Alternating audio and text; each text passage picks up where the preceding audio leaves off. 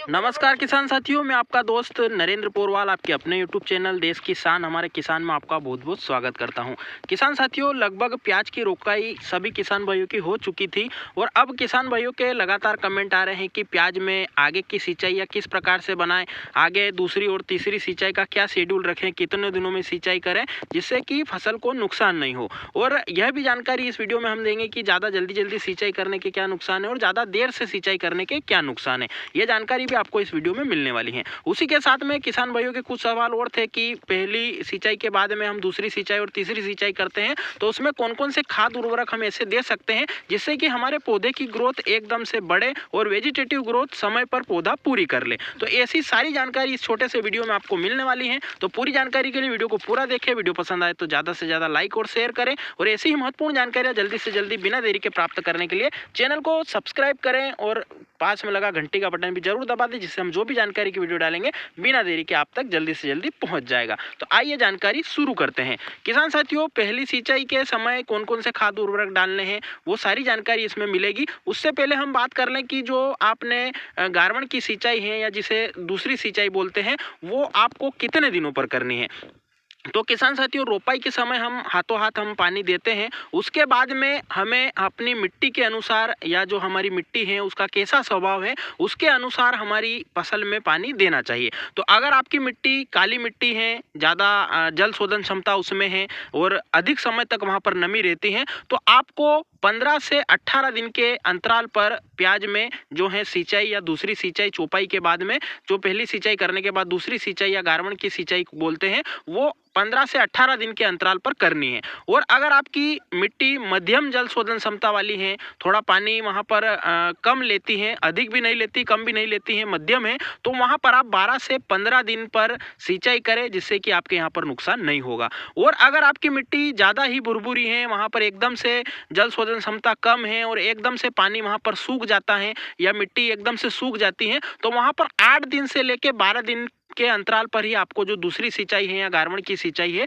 वो कर देनी चाहिए। तो इसके क्या फायदे नुकसान है वो भी हम आपको आगे बताएंगे। तो ये तो हो गई दिन की बात, अपनी मिट्टी के अनुसार आप भी अपने खेतों में जाकर देख सकते हो और ये जो दिन बताए हैं इसके अनुसार आप सिंचाई कर सकते हो। इसके बाद में तीसरी सिंचाई की बात करें तो तीसरी सिंचाई के बाद भी आपको यही अंतराल रखना है। अगर मिट्टी हल्की है तो 8 से 12 दिन, मध्यम मिट्टी है तो 12 से 15 दिन और ज़्यादा ही जल शोधन क्षमता वाली मिट्टी है तो 15 से 18 दिन के अंतराल पर अभी आपको 3 से अगली 3 सिंचाई आपको करनी है। बाकी आगे की जानकारी हम और भी वीडियो के माध्यम से दे देंगे या चैनल पर अपलोड कर रखी होगी। तो ये तो सिंचाई की बात हो गई। अब इसमें हमें खाद उर्वरक कौन कौन से डालने हैं उसकी बात करें तो किसान साथियों, जो बेसल डोज में हमने आपको खाद बताए थे जैसे कि फास्फोरस की मात्रा, नाइट्रोजन की मात्रा और जो पोटास की मात्रा है, सल्फर है, कीड़ों के लिए जो दवाई बताई थी हमने इंसेक्टिसाइड, फंगस के लिए फंगिसाइड, इस प्रकार से जो सारी चीज़ें बताई थी वो वीडियो आप देख सकते हो। उसमें से अगर आपके यहाँ पर कोई चीज़ें छूट गई हैं तो वो आप इन पहली जो सिंचाई के बाद में जो दूसरी और तीसरी सिंचाई करते हैं उसमें दे सकते हो। वो छूट गई है वो दे सकते हो। बाकी अगर सारी मात्रा आपने पहले डाल दी है तो आप दूसरी सिंचाई में खाद को स्किप कर सकते हो, नहीं भी डालोगे तो चलेगा। या फिर आप अगर खाद में लेना चाहते हो तो नाइट्रोजन की पूर्ति के लिए यूरिया की 15 से 18 किलो प्रति बीघा के हिसाब से मात्रा ले सकते हो। इसके अलावा अभी कोई भी खाद नहीं डालना है अगर बेसल डोज में आपने हमारे बताए अनुसार खाद डाल दिए हैं तो। और बाकी अगर आप दूसरी सिंचाई में खाद यूरिया नहीं देना चाहते हो तो फिर तीसरी सिंचाई में भी यूरिया देने की संभावना रहती है या आप दे सकते हो, तब भी आपके पास मौका रहेगा। तीसरी सिंचाई में आप 25 किलो प्रति बीघा के हिसाब से यूरिया दे सकते हो। उसमें जड़ों के अच्छे विकास के लिए जो माइको राजा फर्टिलाइजर होता है 2 किलो प्रति बीघा वो भी डाल सकते हो अच्छी कंपनी का लेकर। तो ये दूसरी और तीसरी सिंचाई में इस प्रकार से खाद शेड्यूल अपना सकते हो।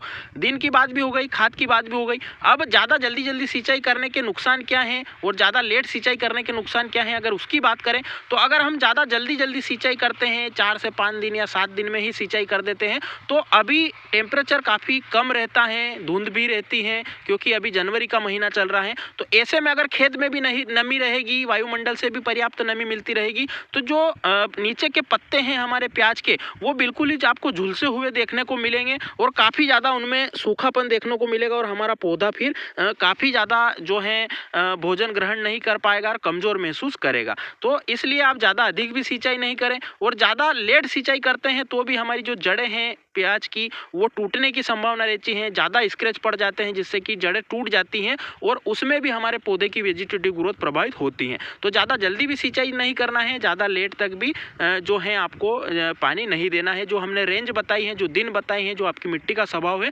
उसी हिसाब से आपको जो है सिंचाई करना है। ज़्यादा जल्दी सिंचाई करने से पौधे की नोक भी सूख सकती है क्योंकि नीचे भी नमी ऊपर भी नमी, इससे काफ़ी ज़्यादा नुकसान होता है और फंगस जनित रोग लगने की काफ़ी ज़्यादा संभावना रहती है। तो आप सिंचाई हमारे बताए गए शेड्यूल के अनुसार ही करें। तो ये हमने तीनों चीज़ें बता दी हैं कि सिंचाई कब करनी है, ज़्यादा कम सिंचाई करने के क्या नुकसान है और खाद में आपको क्या क्या चीज़ें लेनी है। आशा करता हूँ जानकारी आपको पसंद आई होगी। जानकारी कैसी लगी कमेंट में भी ज़रूर बताएं। आपके इसके अलावा आपके कोई सवाल या सुझाव हो या आपके पास भी कोई अच्छी जानकारी हो तो कमेंट में किसान भाइयों के लिए आप कमेंट कर सकते हो। आपके सुझाव को आगे से आगे फॉरवर्ड किया जाएगा। तो ऐसी ही महत्वपूर्ण जानकारियों के लिए चैनल को सब्सक्राइब करें और चैनल पर खेती से संबंधित और भी कई सारे वीडियो डाल रखे हैं, आप वह भी जाकर देखें, उन्हें भी लाइक शेयर और चैनल को सब्सक्राइब जरूर करें। हमारी प्याज की फसल जो कि अभी 15 दिन के आसपास हो चुकी है, आपको कैसी लग रही है कमेंट में जरूर बताएं। जय हिंद, जय भारत, वंदे मातरम।